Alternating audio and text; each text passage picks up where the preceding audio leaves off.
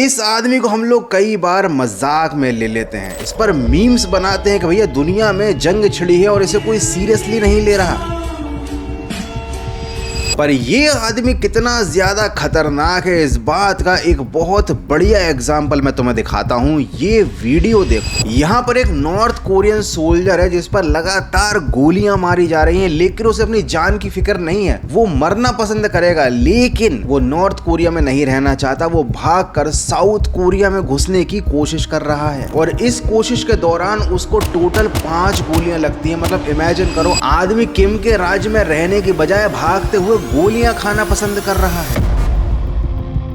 इसके अलावा अगर तुम मेरे वीडियोस रेगुलरली देखते हो तो तुमको नॉर्थ कोरिया का वो किस्सा तो याद ही होगा जहां पर एक लड़के ने साउथ कोरियन गाने भर सुन लिए थे, जिसकी सजा उसे मिली पूरे स्टेडियम के सामने, उसके परिवार की आंखों के सामने उसको मरवा दिया गया। गोली मार दी भाई, गाने सुनने की इतनी खतरनाक सजा मिली। तो अगर तुम पिछला वीडियो भी देख चुके हो नॉर्थ कोरिया वाला और तुमको मालूम भी है कि नॉर्थ कोरिया का ये जो तानाशाह है कितना खतरनाक है और तुम्हें इस बात का अंदाजा है कि गौरव भाई क्या बताने वाले हैं, तो तुम बिल्कुल गलत हो, क्योंकि ये जो कुछ भी तुमको मालूम है ना, ये तो बस एक ट्रेलर है। यकीन नहीं आता तो जरा ये सुनो। रात के करीब 2 बज रहे हैं, -15 डिग्री टेम्परेचर है और एक औरत अपने 14 साल के बेटे का हाथ पकड़े एक जमी हुई फ्रोजन नदी के किनारे खड़ी है। ना उसके पास खाना है, ना पैसे हैं, ना ही उसे आगे जाने का रास्ता पता है। उसके पास एक छोटी सी गोली जिसे उसने अपनी मुट्ठी में बंद करके रखा हुआ है, और ये थी जहर की गोली कि अगर किसी ने उसको पकड़ लिया तो वो गोली खा के अपनी जिंदगी खत्म कर लेगी, क्योंकि अगर उसने ऐसा नहीं किया तो उसके इस काम की सजा उसकी आने वाली 3 जनरेशंस को मिलेगी। उसके परिवार की आने वाली 3 पीढ़ियों के साथ वो होगा जो मौत से भी ज्यादा बदतर है। तो आखिर औरत ऐसा कौन सा बड़ा गुनाह कर रही थी? वो केवल नॉर्थ कोरिया से भागना चाहती थी, यही था उसका गुनाह। लिटरली अपने ये जो क्यूट किम भाई है ना, इन्होंने नॉर्थ कोरिया से भागने की सजा का ख्याल ही इतना खतरनाक बना दिया है कि वहां से भागने के नाम पे ही लोगों की रूह कांप जाती है। और ये डर केवल किस्से कहानियों का और झूठी अफवाहों का नहीं है, ये डर है नॉर्थ कोरिया के सुनसान पहाड़ों में बने प्रिजन कैंप्स का, जिनके अंदर रहती हैं या कहें खुद अपनी मौत का इंतजार करती हैं वो फैमिलीज या वो लोग जिन्होंने खुद या उनकी फैमिली में से किसी ने नॉर्थ कोरिया से कभी भागने की कोशिश की होगी। और अगर आप लोगों ने यहाँ पर मिलने वाली सजा को या यहाँ पर रहने वाले लोगों की जिंदगी को देख लिया ना, तो लिटरली आपका भगवान पर से भरोसा उठ जाएगा, क्योंकि यहाँ पर लोगों को डेलिब्रेटली भूखा रखा जाता है, टॉर्चर किया जाता है। कोई अगर औरत है तो उसके साथ तो वो होता है जिसके बारे में यहाँ मैं चर्चा नहीं कर सकता। लेकिन अगर 100 बातों की एक बात कहूँ तो भैया कोई भी इंसान इन कैंप्स में आने की बजाय मरना पसंद करेगा। तभी तो लोग भैया किम के राज्य में रहने से ज्यादा भागना पसंद करते हैं। उसकी दी गई सजाओं से भी नहीं डरते हैं, मौत से भी नहीं डरते हैं, उन्हें बस नॉर्थ कोरिया से निकलना है, क्योंकि अपने क्यूट किम भाई ने वो हर चीज कर डाली है जिससे उनका ये जो साम्राज्य है ना नॉर्थ कोरिया में, वो एक जीती जागती जेल बन चुकी है और इस जेल के चारों ओर घेराबंदी है मौत की। ये है नॉर्थ कोरिया, दुनिया का सबसे बड़ा कैद खाना जहां पर 25 मिलियन लोग बंद हैं। तो आज के इस वीडियो में हम जानेंगे अपने क्यूट किम भाई की हकीकत। जिसको तुम क्यूट समझते हो ना, वो म्यूट कर सकता है तुमको एक छोटी सी गलती पे। और साथ ही जानेंगे कि आखिर क्यों नॉर्थ कोरिया दुनिया की सबसे बड़ी जेल है और आखिर जेल से भागा कैसे जाए। तो कुर्सी की पेटी बांध लो, क्योंकि हम चलने वाले हैं नॉर्थ कोरिया करने एस्केप किम भाई के साम्राज्य से आज के तगड़े और नॉलेजेबल वीडियो में। North Koreans weeping and wailing, collapsing in mourning after learning of the death of Kim Jong-un. North Korea, the tiny isolated country with the capabilities of mass destruction.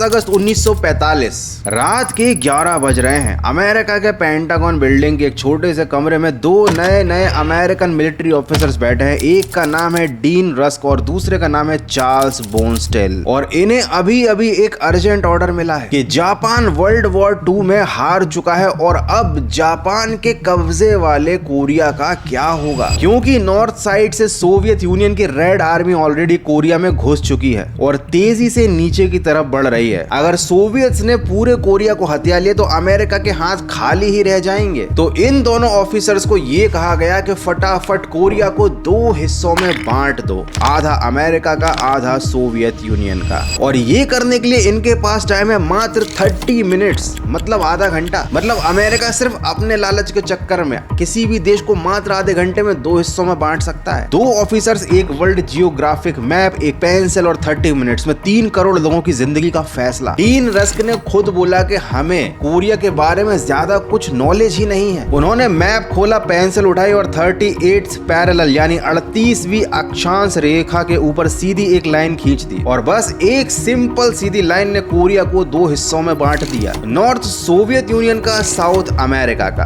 और इस कांड का नतीजा आज पूरी दुनिया देख रही है कि उस लाइन के नॉर्थ में 25 मिलियन लोग एक ऐसे देश में कैद है जहां से निकलना नामुमकिन है। 2 ऑफिसर्स, एक पेंसिल, 30 मिनट्स और जिंदगी भर के लिए 35 मिलियन लोगों के लिए एक बड़ा कैद खाना तैयार है जिसका नाम है नॉर्थ कोरिया।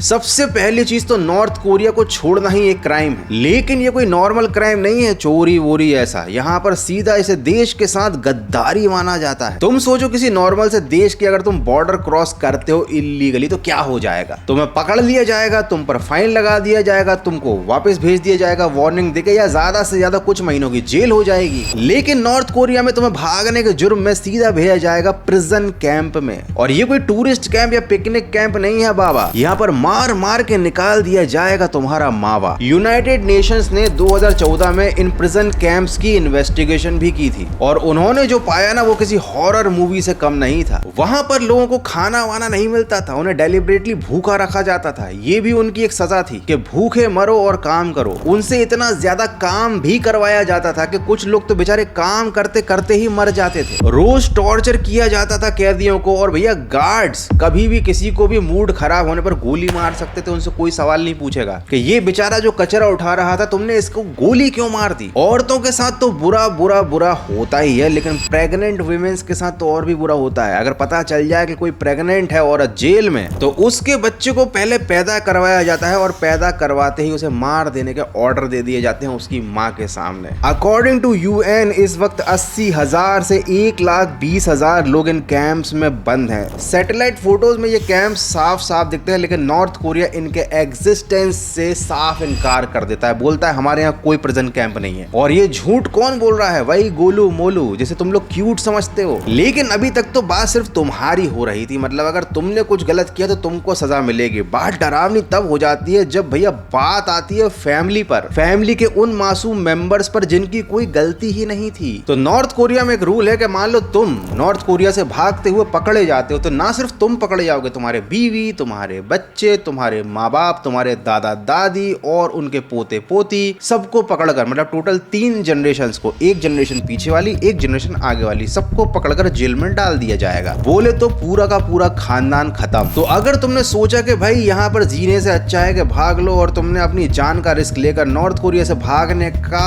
प्लान बना लिया है, तुमने ठान ली है, लेकिन क्या तुम अपनी 5 साल की बच्ची की जान दांव पे लगाओगे? अपनी 70 साल की दादी को कोड़े खाते देखना चाहोगे? अपने माँ बाप को भूख से और काम करते हुए प्रिजन कैंप में मरते हुए देखना चाहोगे? और यही वो सजाएं हैं जो नॉर्थ कोरिया को दुनिया का सबसे ज्यादा परफेक्ट प्रिजन बनाती हैं। तो यहाँ पर कोई दीवार नहीं है किसी को रोकने के लिए, बस इतना खौफ काफी है कि तुमने भागने की कोशिश की तो उसकी सजा है तुम्हारे अपनों की, तुम्हारे परिवार की जिंदगी। अब मान लो कोई ऐसा इंसान है जिसे अपने परिवार से कोई लेना देना नहीं है, या कहे तो उसका परिवार एग्जिस्ट ही नहीं करता, सब मर गए हैं, वो अकेला है, वो भागना चाहता है, भाग भी सकता है। तो सबसे पहला सवाल ये है कि भैया भाग कर जाओगे कहाँ? तो सबको ऑब्वियसली यही आंसर समझ में आता है कि भागकर कहां जाएंगे भैया? नॉर्थ कोरिया से निकल के साउथ कोरिया में चले जाएंगे। अब साउथ कोरिया का रूल सिंपल है, पूरी कोरियन पेनिसुला उनकी टेरिटरी है, मतलब हर North Korean already South Korean citizen है। अगर तुम किसी तरह साउथ कोरिया पहुंच गए तो बस सिटीजनशिप मिल जाएगी, नया घर, नई लाइफ शुरू। लेकिन साउथ कोरिया जाना ये केवल एक सुनने में फेरी टेल की तरह लगता है, पर करने में ये एक्चुअली दुनिया के सबसे ज्यादा खतरनाक कामों में से एक है, क्योंकि साउथ कोरिया और नॉर्थ कोरिया के बीच में केवल एक बॉर्डर नहीं है कि तुमने यहाँ बॉर्डर क्रॉस क्रॉस की और उसके बाद किम जॉन तुम्हारा कुछ उखाड़ नहीं पाएगा। यहाँ पर बीच में एक जोन है जिसे कहा जाता है DMZ, माने डीमिलिटराइज्ड जोन। सुनकर ऐसा लगता है कि ये इलाका एकदम शांति से भरा होगा, यहाँ पर कोई मिलिट्री नहीं होगी, लेकिन एक्चुअली में ये बिल्कुल इसका उल्टा है मेरे भाई। ये है दुनिया की सबसे ज्यादा डेंजरस बॉर्डर। नहीं समझे ना, समझाता हूँ। देखो क्या है DMZ।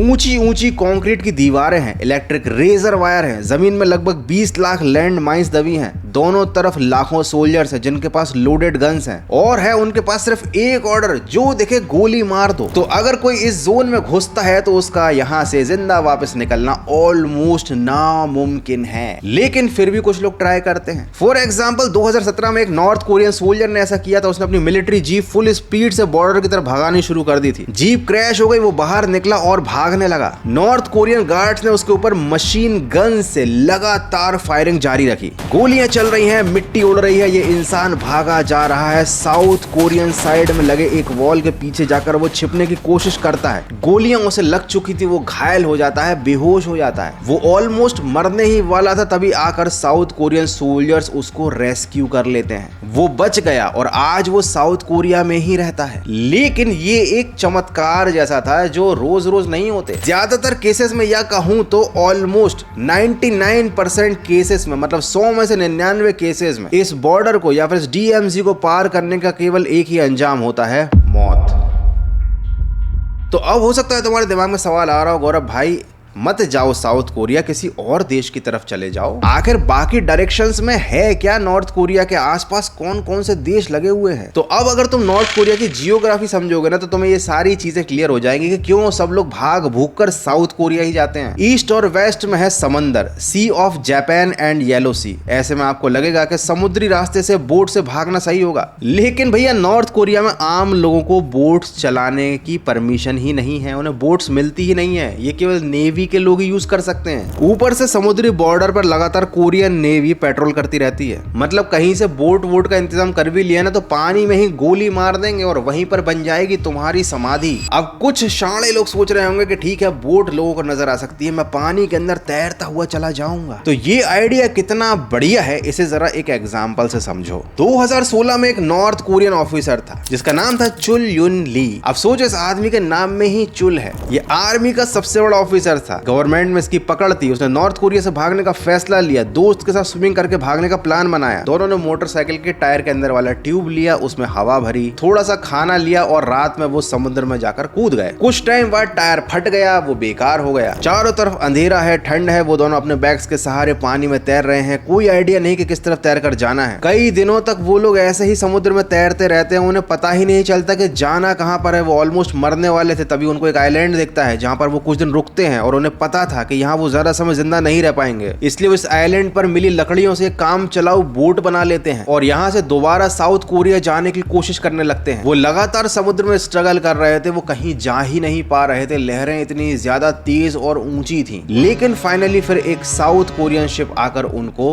रेस्क्यू कर लेता है। वो लोग बच गए और इसीलिए उनकी कहानी दुनिया भर तक पहुंची, आप तक पहुंची। लेकिन ये भी एक फैक्ट है कि इसी रास्ते पर कई सैकड़ों लोगों ने तैरकर इस रास्ते को पार करके साउथ कोरिया जाने की कोशिश करी, जो डूब कर मर गए क्योंकि उनकी किस्मत इतनी अच्छी नहीं थी ना। उनको रास्ते में कोई साउथ कोरियन शिप नहीं मिला। तो समुद्र का रास्ता तो बड़ा ही अनसेफ है। तो हमारे पास एक नया रास्ता, नॉर्थ कोरिया और रशिया बॉर्डर, मतलब ना समुद्र में जाना है ना साउथ कोरिया जाना है, जाना है तो सीधा पुतिन भाई के पास। तो क्या यहाँ से भागा जा सकता है? भैया ये जो बॉर्डर है ना ये बहुत छोटी है, मात्र 17 किलोमीटर की बॉर्डर है और ये इतनी छोटी है कि दोनों तरफ की आर्मी पूरी तरह से डेंस्ड फॉर्म में लगी रहती है यहाँ पर, मतलब घनत्व बहुत ज्यादा होता है। तो यहाँ से निकलकर भागना है ऑलमोस्ट इम्पॉसिबल। यहाँ केवल गोली खाने मिलती है, वो भी दोनों तरफ से। और फिर भी अगर आप गोलियां खाते हुए भी पहुंच गए रशिया तो वो लोग कोई आपको वेलकम नहीं करेंगे। उनकी पॉलिसी है जो नॉर्थ कोरिया से भाग कर आए उसे वापस नॉर्थ कोरिया भेज दो। तो गोली भी खा ली और उसके बाद गालियां भी खा ली और भागने मिला नहीं और उसके बाद चले गए कहां? प्रिजन कैंप में। इसीलिए कोई रशिया की साइड जाता ही नहीं है। लेकिन क्या सारे रास्ते बंद हो चुके हैं? कहते हैं ना एक रास्ता बंद होता है तो भगवान हजार रास्ते खोल देते हैं। तो यहाँ पर एक और रास्ता खुलता है, that is China. North Korea के नॉर्थ में है चाइना, जिसका बॉर्डर 1352 किलोमीटर लंबा है। यहाँ पर यालू और त्युमेन नदियां बहती हैं, साथ में ये बॉर्डर पहाड़ों और जंगलों से होकर जाता है। ये बॉर्डर भी हेवीली गार्डेड है, लेकिन अगर तुम एक्सट्रीम खून जमा देने वाली ठंड और सोल्जर्स की गोलियों से बचने के इम्पॉसिबल टास्क को कंप्लीट कर लेते हो और चाइना में आ जाते हो, तो तुम रखते हो चाइना में पांव, जहां पर पांव रखना सेफ नहीं है ब्रो। ये और ज्यादा खतरनाक है, क्योंकि इनके पास भी ऐसे सेंटर्स होते हैं जो नॉर्थ कोरिया से भाग कर आते हैं ना, उन्हें वो लोग ऐसे कैंप्स में डाल देते हैं। तो अगर तुम नॉर्थ कोरिया के टॉर्चर से बच जाते हो तो चाइना वाले तुम्हें टॉर्चर करेंगे और अच्छे से रगड़ के टॉर्चर करने के बाद वापस नॉर्थ कोरिया भेज देंगे, ताकि तुम या तुम्हारे खानदान में कोई भी वापस चाइना आने की हिम्मत ना करे। वो तो एक हमारा ही ऐसा देश है जिसमें भैया कोई भी घुसा चला आता है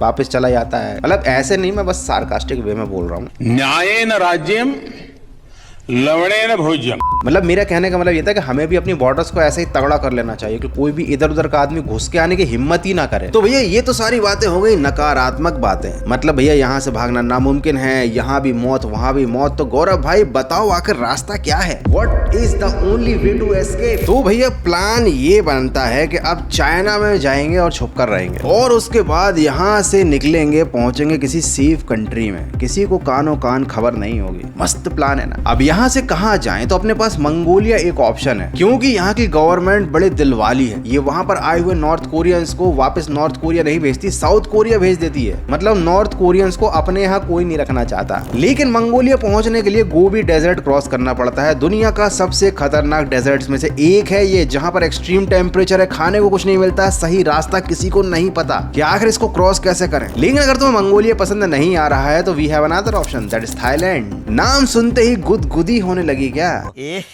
रहा नहीं जाता, तड़प ही ऐसी है ना।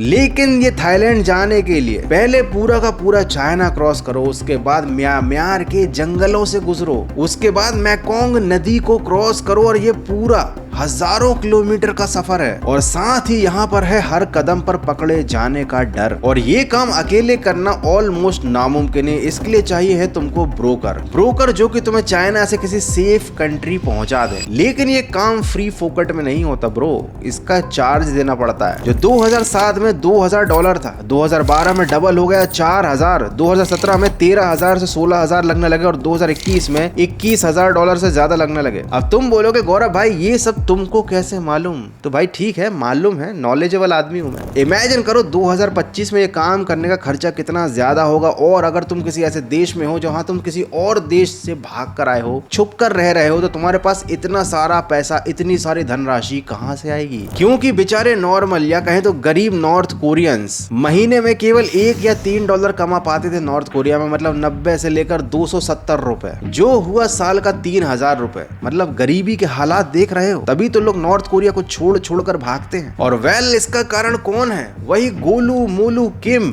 इसके भी कारनामों का कच्चा चिट्ठा अच्छे से किसी आने वाले वीडियो में खोलूंगा कि ये छोटे छोटे बच्चों के साथ क्या क्या करता था। खैर एक बात तो क्लियर हो गई है इस वीडियो से कि नॉर्थ कोरियंस की जिंदगी इस मोटे ने नरक बना के रखी है। लोगों को मालूम है कि 100 में से 0.1% चांस है जिंदा बचने के, फिर भी लोग भागना पसंद करते हैं। किम भी ये बात अच्छे से जानता है, इसलिए नॉर्थ कोरियंस को भागने से रोकने के लिए उसने बॉर्डर पर सिग्नल जैमर्स लगवाए हैं। मतलब यहाँ पर फोन के सिग्नल्स ब्लॉक हो जाते हैं, कोई कम्युनिकेशन नहीं कर सकता। फोन कॉल्स की मॉनिटरिंग होती है, बॉर्डर पर फेंसेस हैं, गार्ड्स लगाए गए हैं, पेट्रोल टाइट है, बॉर्डर पर बफर जोन्स बनाए गए हैं। सोल्जर को आदेश है डायरेक्ट बिना सोचे समझे गोली मारो जो भागने की कोशिश कर रहा है उसको। सैटेलाइट फोटो में देखा कि 2020 के बाद हंड्रेड्स ऑफ किलोमीटर्स की नई दीवारें, फेंसेस और कांटेदार तार बनी हुई है पूरी की पूरी नॉर्दर्न बॉर्डर पर। सारे पहाड़ी रास्ते बंद कर दिए गए हैं जो लोग सालों से यूज करने की कोशिश कर रहे थे भागने के लिए। और साथ ही नया लॉ लगा दिया कि अगर कोई वीडियो देखता है ना बाहर के देश का, उसे 10 साल की जेल हो जाएगी। और अगर बाहर का कंटेंट स्मगल करके लाते हो, बाहर से वीडियो लेकर आते हो, तो सीधा गोली मार दी जाएगी। इन सब तैयारियों, धमकी और मौत की सजा के अलावा भी अगर कोई भाग जाता है तो वो बचता नहीं है ब्रो, क्योंकि नॉर्थ कोरिया में इसके भी इंतजामात हैं। एक ऐसी सीक्रेट सर्विस एजेंसी जो बॉर्डर पर काम नहीं करती, ना ही इनका काम दुश्मन की जासूसी करना है। ये उन लोगों को खत्म करते हैं जो कि देश छोड़कर सक्सेसफुली भाग चुके हैं। मतलब नॉर्थ कोरिया से जाने के बाद दूसरे देश में बसने के बाद भी ये देश तुम्हारा पीछा नहीं छोड़ता। 2002 में एक औरत थी जिन सक्सेसफुली साउथ कोरिया पहुंच गई थी, वहां की सिटीजन बन गई, शादी हो गई। 2004 में हनीमून के लिए चाइना नॉर्थ कोरिया बॉर्डर के पास गई और वो वहां पर जाकर क्या करना चाहती थी, एक डॉक्यूमेंट्री बनाना चाहती थी। किस चीज की डॉक्यूमेंट्री, कि वो नॉर्थ कोरिया से कैसे भागी। लेकिन तभी कुछ लोग आए, उसको किडनैप करके ले गए, उसकी आंखों पर पट्टी बांध दी और जब उस औरत की आंखें खुली तो गैस व्हाट, वो वापस थी नॉर्थ कोरिया में। और जाओ हनीमून बनाने ऐसी खतरनाक जगहों पर, और ऊपर से डॉक्यूमेंट्री भी बनानी थी। मोटू ने सुन लिया होगा, किम जॉन ने सबसे पहले इस लड़की को पकड़ कर लाओ, ये आदेश दिया होगा किम जॉन ने कि ये अगर डॉक्यूमेंट्री दुनिया के सामने आ गई तो मेरी छोटी सी नाक भी कट जाएगी। उसके बाद इसे भेजा गया प्रिजन कैंप पर, उसे टॉर्चर करने का सिलसिला शुरू हुआ और उसके बाद वही हुआ रिजल्ट, वो औरत उन टॉर्चर्स को नहीं झेल पाई और मर गई। और ये सब हुआ था इसी की मर्जी से, जिसे तुम क्यूट समझते हो ना। ये छोले भटूरे और छोले कुलचे खा खा कर मोटा नहीं हुआ, ये लोगों का खून पी पी कर मोटा हुआ है। लोगों की जिंदगियों को इसने नरक बना रखा है, देश को इसने जेल बना रखा है और यहाँ से बचना भागना नामुमकिन है। जितने तरीके मैंने बताए ना इस वीडियो में, लोग सब आजमा कर देख चुके हैं और उसके बाद इन दी एंड सब ऊपर ही पहुंचे हैं। कुछ एक आध केसेस होंगे जो सक्सेसफुली निकल गए होंगे। तो अगली बार अगर सोशल मीडिया पर इस मोटे का चेहरा तुम्हारे सामने आता है ना किसी मीम की तरह, तो थोड़ा सावधान हो जाना, क्योंकि ये जितना सीधा दिखता है ना उतना ही ज्यादा खतरनाक है। और गौरव भाई के वीडियो जितने ज्यादा फनी और एंटरटेनिंग दिखते हैं ना, उतने ही ज्यादा नॉलेज से भरे हुए हैं। तो अगर तुम भी लेना चाहते हो नॉलेज का, इन्फॉर्मेशन का डोज एंटरटेनमेंट के साथ, तो फटाफट से इस वीडियो को लाइक कर दो और नए आए हो तो चैनल को सब्सक्राइब कर दो। मिलते हैं अगले एक और तगड़े वीडियो में।